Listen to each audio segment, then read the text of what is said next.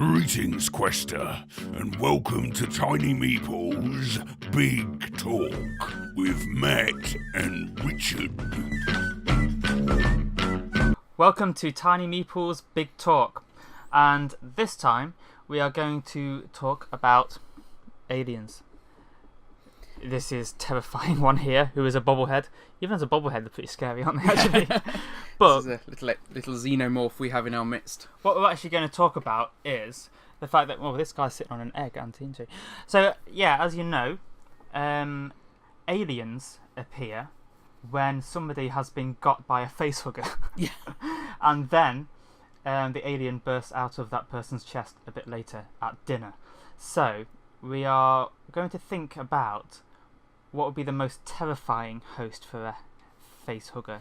Yeah. And the reason for it is because it takes on a bit of your DNA, doesn't it? Yeah. So the alien that bursts out is a little bit similar to the creature. I thought it'd be good just to, first to explain how that process works. Okay. Okay. Because it makes so much sense. It does make so much sense. When that facehugger gets you, it doesn't deposit an egg or anything. What it does is it deposits basically a set of tumours. Yeah. Or a tumour. And that tumour, that cancer, will then bring about genetic restructuring of the person's cells. So essentially they are building the Chestburster from the host's own biological material. Well, that's why it takes on the traits of the host. I thought the biomass would have to come from somewhere, wouldn't Yeah. it? So first off, the facehugger would dose its victim with a toxin that would render them unconscious. That's why Kane couldn't remember anything. Yeah. Then it launches a chemical attack that suppresses the victim's immune system to prevent the host, attacking the embryonic chestburster. That's standard for pregnancy, isn't it? Then it inserts its, I think it's called the proboscis or something, whatever it is. It inserts basically a tube into the victim's throat, and it launches these cancers into the esophagus. Now, facehuggers can't do that to something smaller than a cat. I would probably say they couldn't do it to something as small as a cat. Why? Because you don't want to do it to Brody or Jonesy. Well, I wouldn't want it to do it to Brody, but I was thinking they left Jonesy alone in Aliens, didn't they? So maybe that was because the facehuggers couldn't implant something. Actually, yeah, it was too small. It did leave Jonesy alone. I never really thought of that. I just thought Jonesy had been, like, lucky. Well, I thought maybe Jonesy was just that tough that none of the facehuggers would go near him. But, you know, it would make sense that because of his size. On the other hand, they can implant with things larger than humans, up to like oxen type sizes. Yeah, because in Alien 3 theatrical version, it's a dog that it bursts out of, isn't it? But in the director's cut, it's an ox. Yeah, and these things are quite tough. I mean, it's non-canon, but for example, there was an Aliens Vampirella crossover, and in that, a facehugger was caught by Vampirella in midair, but it was still able to overpower. Yeah. So, and with not having any kind of leverage, I would say that says that the facehuggers are a lot stronger than we probably give them credit for. People managed to pull them off Ripley, and that looked very difficult. When it was trying to attack her, and those Marines pulled it off. So, yeah. So I would say they are quite strong, but they're not insurmountable. They're about as strong as a spider that big you'd expect it to be. I think. Relative strength, probably. Yeah, that's probably a fair description. So, who would make, therefore, bearing in mind that it would take on the traits of the host, the best or the most terrifying hosts? Me, because then it would burst out my chest.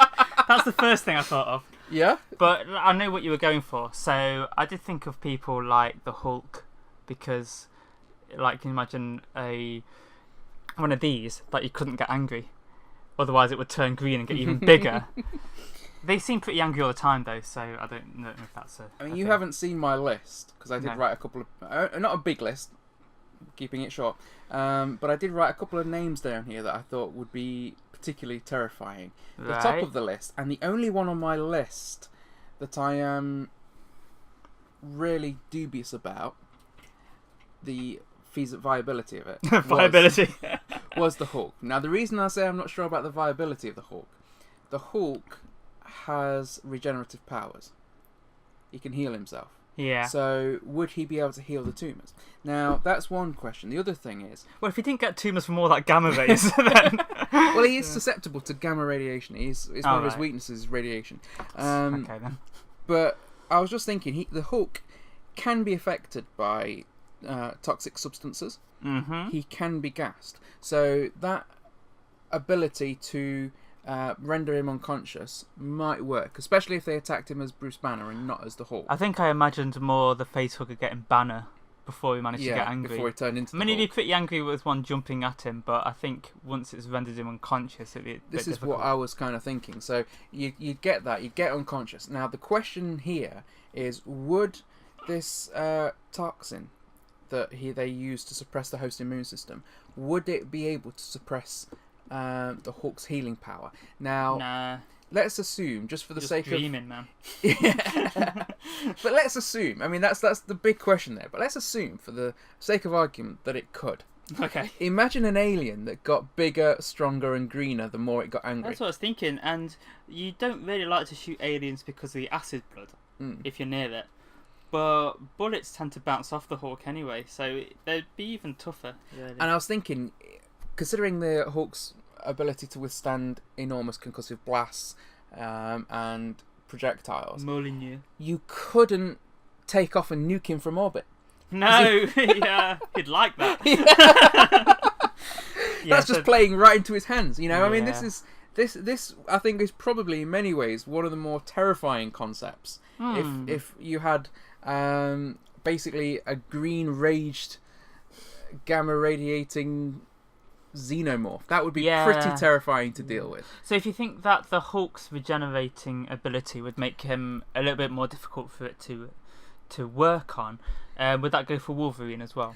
I would think it would be the same for Wolverine, yes, but because Wolverine was the other one I thought of, but I thought, well, to be honest, between a combination of aliens, Wolverine and alien Hulk would be the scarier. And we're going for the scariest, aren't we? Because I think Wolverine's abilities, with his healing power, you'd get that if he was taken from the Hulk. The other thing I thought of was Deadpool.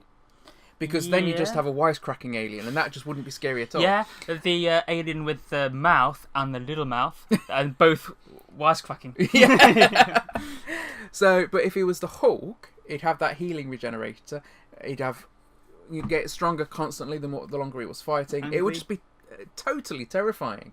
That would be, yeah. Whereas, I say, with Wolverine, his other non-healing capabilities, so his enhanced sensors, his agility, well, the alien's got all that pretty much anyway. Yeah, I was thinking that, because the thing about Wolverine is the claws, but that's just different from a human, whereas he's got claws. He's got claws, and pretty deadly claws. They're a bit different, but obviously it wouldn't be born with the adamantium skeleton, because it was put on him afterwards. Yeah, there'd be bone claws, so an alien with adamantium would be different, but you'd need Stryker to do that to the alien afterwards. But can you imagine how difficult it would be to put adamantium into a creature with acid blood? Yeah, actually. Yeah. Adamantium seems pretty tough though, so I wonder if they could do it. You know, it's meant to be the perfect organism. I could make it more perfect. Well, I'd like to think that there are scientists out there working on that right now. Well, it's necessary. Yeah. So anyway, the Hulk was my first thought, and it's the only one that I had doubts about the viability of, but I think overall the odds are that it could work. So the rest of your list is really sensible. It is very sensible. Okay, let's hear another one then. Let's hear another one. Darth Vader. So imagine a Sith xenomorph. Yeah, because it would be a Sith rather than a Jedi. Darth Xenomorphus. I mean, I think it would just get the midichlorians from him, wouldn't it, or whatever. This is basically what I was thinking, that he could take over, it could implant in Vader, and it would come out, and it would be able to use the Force. Now imagine a lightsaber, Force-wielding xenomorph coming at you in the bowels of a ship that's malfunctioned in space. You're trying to run away from it down a corridor, and then it's just like, it just lifts you off the floor, and that draws you towards it. Yeah, that would be pretty terrifying. Shooting tons of bullets at it, and it just stops them all in midair, like Neo. Yeah, like Neo. Yeah, even though using the power of the Force. Yeah, that would be scary. Thing about this, it could hold you in place while a chestburster got you. Yeah, it could too. Yeah, because I was just thinking, xenomorphs are so scary anyway. There's not. I mean, there's certain hosts that would be really terrifying for it, but it's hard to get more terrifying than these things, anyways. And but as I say, a Sith xenomorph definitely is more terrifying than a normal xenomorph. Yeah. And I was thinking, there are difficulties here. Now, first of all, it's going to be very difficult to catch Vader unawares. He wears a mask. And he wears a mask. Now, the facehuggers can shoot acid that will dissipate the mask or a helmet. We've seen that in the Aliens I franchise. don't think they plan ahead, though. Well, no, I don't think. Well, they seem to pick their times when they attack very well. A little bit. So yeah. I think maybe an alien could dissolve Vader's mask, but I think because of his sense of awareness, it wouldn't go for his mouth. No. Because, and I've researched this, and it seems that the science agrees with me. Does it? It does. You'll be happy to know that a xenomorph could just as easily implant, rather than in your esophagus, in your anal regions. So we could have a butt burster instead of a chest burster. I saw a question about that online when I was just researching what the aliens actually do, but I didn't click on it. I just thought I'd be better than that. But I'm just saying, Darth Vader butt burster. It is possible, and because it's the same genetic material, that makes it worse. it would make it somewhat grosser, as well as being more terrifying. Like Vader's just walking around, and like, "Are you alright, Vader?" Yeah, fine. Like, no wonder he's been breathing. Oh, I've been hurt. I've been hurt in the dark side. Yeah. Okay. Yeah. So The xenomorph violated the Dark Lord of the Sith. So so this could be an option rather than a frontal attack on Vader because of his mask and because of his Well, it could get anyone like that. Like, it could get the Emperor. So there was another one I was thinking of, Vader. So I just thought of, well, one of the previous ones I thought of, like, not Cthulhu because he's too massive. We always like to bring it around to Cthulhu, but like one of the deep ones or something like that.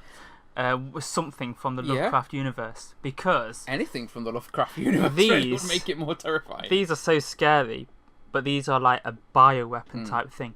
But if it was combined with a creature like from beyond, like one of the old ones or one of the spawn of the old ones, then it would just be like squared how terrifying it was and how insane it would make you. I think it would probably be many of the old ones would be too big, but something like a Nightgaunt or a Deep One or any of those kind of creatures. The spawn of the goat, that yeah, kind of thing. any of those kind of creatures would be you know, it would possibly be even more scarier than a Lovecraftian monster. What? Lovecraft. An alien that wrote horrific novels of mind-inducing terror. That thing just got me. Imagine that, like that protruding mouth coming out with a little pen and just writing tales of man's insignificance in the cosmic universe. That is pretty terrifying. Yeah, it's like I know you haven't seen it, but one of the recent Doctor Who's where the Vatican were keeping this bit of paper that if you read it, it makes you kill yourself. Imagine this guy could write something like that. Yeah, something like that. Yeah. But yeah, that would be pretty scary. Another one I thought of was the Jem'Hadar. Yes. From the universe of Star Trek. If you're not familiar with them, the Jem'Hadar appeared in Star Trek Deep Space Nine. They're the foot soldiers of the Dominion. I think our audience is probably... You probably know who the Jem'Hadar are. Addicted to Catch-A-Cell White. So basically this guy would be addicted anyway. They are born addicted. So you'd have like a drug-addicted, angry alien who can turn invisible. And will die for the founders, unquestioningly. Yeah.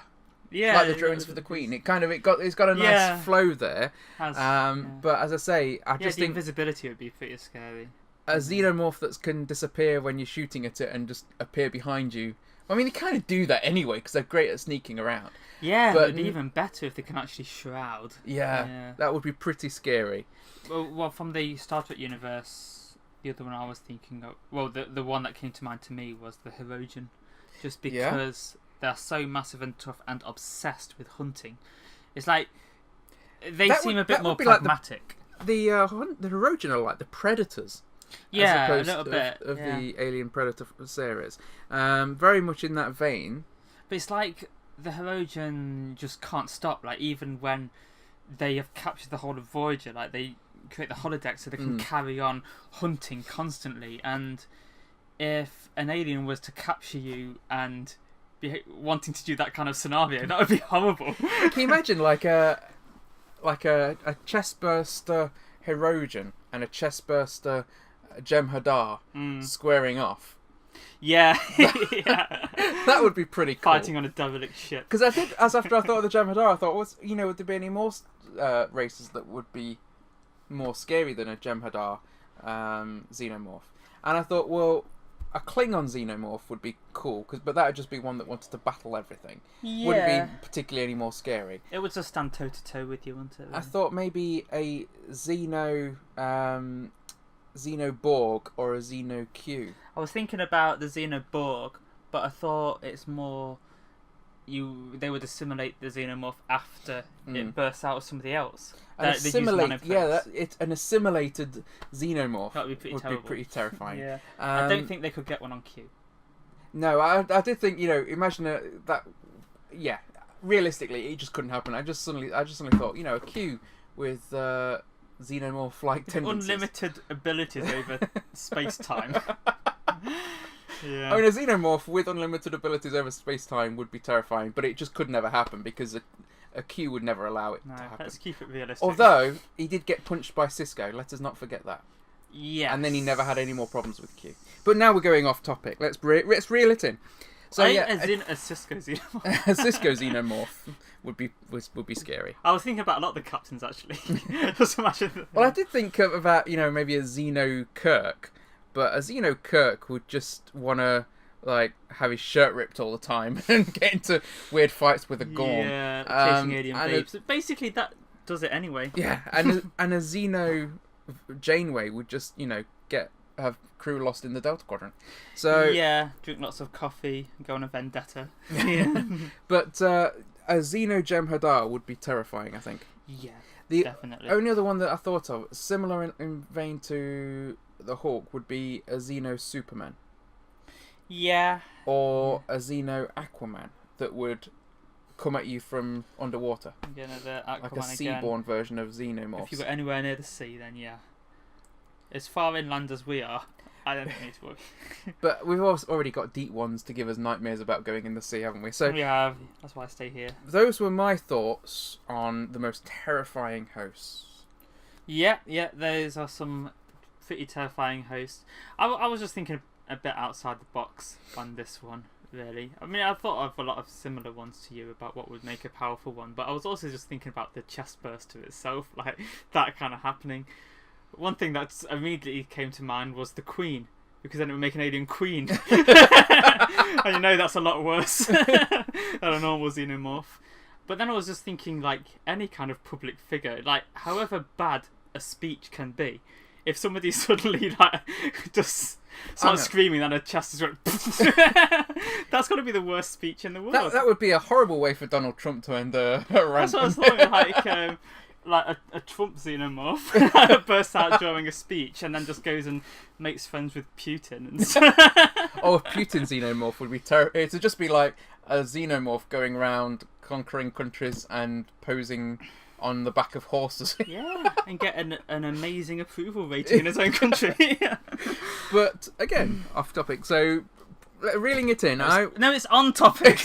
You asked what the most terrifying one would be, and they are them. Yeah, that would be pretty scary. Yeah. I still think that my Darth xenomorph would be marginally more terrifying. I didn't really think of that one, yeah, and that one would be scary. Basically, just a xenomorph that can use the Force would be, but would he inherit? No, obviously it's not in his genetics that he'd get the breathing problems. It'd be a perfectly healthy Darth Vader xenomorph come out. Yeah. But then it's straight into the lava. And then have to get revived.